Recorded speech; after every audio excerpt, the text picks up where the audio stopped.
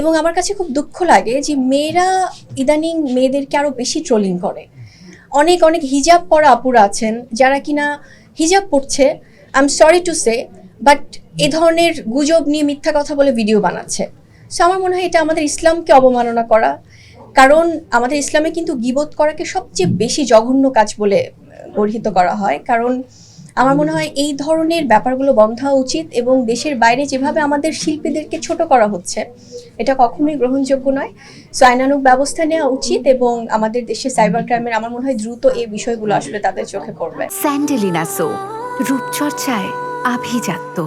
আমার মনে হয় যে বাংলাদেশের পরিপ্রেক্ষিতে যেভাবে আর্টিস্টদেরকে, বা সেটা পলিটিশিয়ান হোক, আর্টিস্ট হোক, প্লেয়ার্স হোক, সবাইকে গণহারে যেভাবে তারা যে কোনো বিষয় আসলে খুব জাজমেন্ট করে ফেলে, এটা মনে হয় খুব অপ্রত্যাশিত। কারণ পৃথিবীর কোনো দেশে এত সময় নেই কারো যে কেউ কারো হয়তো বা তাদের বাসায় কোনো বিষয় নিয়ে হয়তো খুব মনোমালিন্য, সেই ক্ষোভটা হয়তো ঝাড়ছে সোশ্যাল মিডিয়াতে আর্টিস্টদের সাথে বা পলিটিশিয়ানদের সাথে। আমার মনে হয় যে সবারই রেসপেক্টের জায়গাটা থাকা উচিত, কোনো কিছু টেকেন ফর গ্রান্টেড নেওয়া উচিত না, কারণ প্রত্যেকেই দিন শেষে হিউম্যান বিং।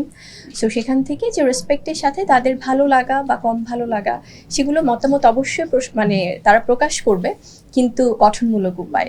সো এটাই বলতে চাই, কারণ কারো মত প্রকাশের ভঙ্গি কিন্তু তার ব্যবহার বা তার পরিবারেরই পরিচয় দেয়। সো এটা আসলে আমার মনে হয় যে যার যার বহিঃপ্রকাশ তাদের নিজেদের।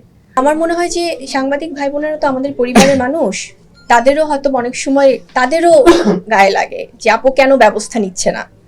I respect it, thank you so much ভাইয়া আপুর আপনারা যারা আছেন। কারণ আমাকে অনেক সময় অনেক কলিগরা আমার সাংবাদিক ভাই বোনেরাই বলেছে যে আপু আপনি ব্যবস্থা নেন, এভাবে সোশ্যাল মিডিয়াতে এত বুলিং, এত ট্রোলিং, এত মিথ্যাভাবে অনেক কিছু গুজব সাজানো হয়, এত এখন তো এআই চলে এসছে, নানানভাবে আজে বাজেভাবে ভিডিও বানানো হচ্ছে, গসিপ করা হচ্ছে।